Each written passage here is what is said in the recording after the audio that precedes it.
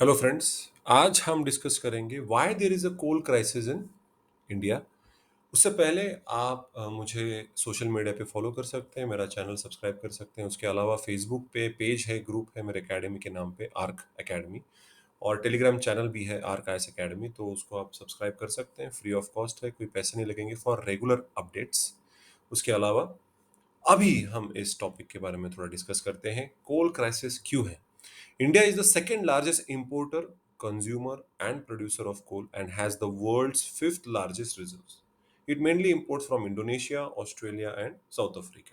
ये सारा factual data है। तो कितनी खराब है situation? The situation is touch and go and could be uncomfortable for up to 6 months। तो फिलहाल सिचुएशन कुछ ठीक नहीं है। The coal stocks at its thermal power plants can supply just days of fuels. बहुत स्टॉक कम है India में। On October 1st, the power ministry said that 135 thermal power plants in the country had only an average of about 4 days of coal stock left। सिर्फ 4 दिनों का ही stock बचा हुआ है। This is worrisome because coal fired plants make up to 70% of India's power source. तो 70% जो electricity India में आती है that is because of coal fired power plants. तो ये बहुत बड़ी कंसर्न है, नहीं तो हमें इलेक्ट्रिसिटी नहीं मिलेगी। क्या क्या रीजंस हैं, शॉर्टेज क्यों है? Heavy September rains in coal mining areas hit production and delivery and plants fail to build up their stocks pre monsoon. तो बारिश की वजह से वो सारा जो खाने होती हैं कोल की, माइनिंग एक्टिविटी सब बंद हो गई और वो स्टॉक अप नहीं कर पाए। Demand had outstripped supply despite increasing buying from coal India. ठीक है। Sharp fall in imports due to high prices. हमने इंपोर्ट्स भी बहुत कम कर दिए क्योंकि बहुत ज्यादा महंगा हो गया है। इसका इम्पैक्ट क्या होगा? If industries face electricity shortages, it could delay India's economic reopening। ठीक है। अगर इंडस्ट्री को इलेक्ट्रिसिटी मिलेगी तो भैया प्रोडक्शन कैसे करेंगे? सो नेचुरली इकोनॉमिकली इंडिया को बहुत बड़ा इंपैक्ट होगा, जीडीपी कम रहेगा और ऑलरेडी लॉकडाउन की वजह से बहुत सिचुएशन खराब है। Some businesses might down scale production. जी हाँ, प्रोडक्शन कम कर देंगे। India's population and under developed energy infrastructure will mean the power crisis could hit long and hard. ठीक है, तो बहुत खराब इम्पैक्ट हो सकता है। क्या कर सकते हैं आगे? Coal India and NTPC limited are working to raise output from mines. तो अभी हम आउटपुट जो माइनिंग एक्टिविटीज को बढ़ाने की कोशिश कर रहे हैं। The government is trying to bring more mines on stream to boost supply. India will need to amp its imports despite the financial cost. देखिए, हमें इंपोर्ट्स करना ही पड़ेगा क्योंकि ऑप्शन नहीं है हमारे पास। तो क्या क्या रिफॉर्म्स किए गए हैं? Commercial mining of coal allowed with 50 blocks to be offered to the private sector. जी हाँ, प्राइवेटाइजेशन बढ़ चुका है जिससे कोल का माइनिंग एक्टिविटी बढ़ेगा। Entry norms will be liberalized at it has done away with the regulation requiring power plants to use washed coal।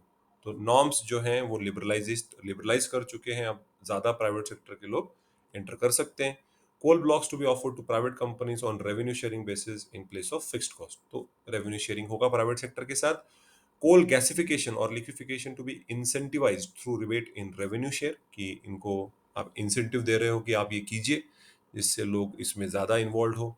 And coal bed methane CBM extraction rights to be auction from coal India coals mines. तो ये इसका भी auction होगा। तो इसमें आप देख सकते हो एक तरीके से प्राइवेटाइजेशन किया जा रहा है ताकि माइनिंग एक्टिविटी बढ़े और उसका प्रोडक्शन भी बढ़े।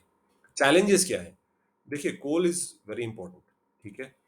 इट अगर इंडिया का फॉसिल फ्यूल के हिसाब से देखें तो it accounts for 55% of the country's energy needs. The country's industrial heritage was build upon indigenous coal. तो हमारी पूरी इंडस्ट्रियल सेक्टर ही कोल पे बिल्डअप हुई है।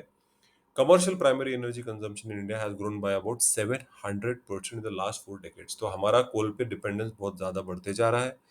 The current per capita commercial primary energy consumption in India is about 350 kg per year, which is well below that of developed countries। तो developed countries के comparison में तो हमारा कंजम्पशन कम ही है। Driven by the rising population, expanding economy, and a quest for improved quality of life, energy usage in India is expected to rise। तो ये उसकी जो जरूरत तो लगने वाली है फ्यूचर में। Considering the limited reserve potentiality of petroleum and natural gas, eco-conservation restriction on hydel projects, and geopolitical perception of nuclear power, coal will continue to occupy center stage of India's energy scenario। अब कितना भी बोल दीजिए, solar energy, hydel energy, जो nuclear power, कुछ भी आप बात कर लीजिए, लेकिन at the end of the day अभी भी इंडिया कोल पे ही डिपेंडेंट है। हमें पता है उसका एनवायरमेंटल इम्पैक्ट नहीं होता है, सस्टेनेबल नहीं है, पॉल्यूशन बहुत होता है, लेकिन करे क्या? अब तक उसके लिए कोई अच्छा अल्टरनेटिव भी तो नहीं बना है। इसीलिए कोल पे डिपेंडेंस बहुत ज्यादा है इंडिया का और हमने जल्द से जल्द ये क्राइसिस को खत्म करना जरूरी है for the economic development of the country, specifically after the lockdown period. So that was the topic guys, thank you so much for listening. And अगर आपको यूपीएससी एमपीएससी की मेंस या प्रीलिम्स के बैच के बारे में इंफॉर्मेशन चाहिए, join करना है, आईएएस बनना है, गाइडेंस चाहिए, तो आप डेफिनेटली मुझे कांटेक्ट कर सकते हैं। फिलहाल हम इंटरनेशनल रिलेशंस पढ़ा रहे हैं, आगे जाके हम एथिक्स पढ़ाएंगे, उसके अलावा सोशियोलॉजी की भी बैच चल रही है। अगर उसकी टेस्ट सीरीज लगानी तो आप डेफिनेटली लगा सकते हो और मुझे कांटेक्ट कर सकते हो, मेरा नंबर प्रोवाइडेड है। So yes, those who want guidance, those who want to join, they can definitely contact me. Up till the next video, I am Aditya Kedari signing out. Thank you.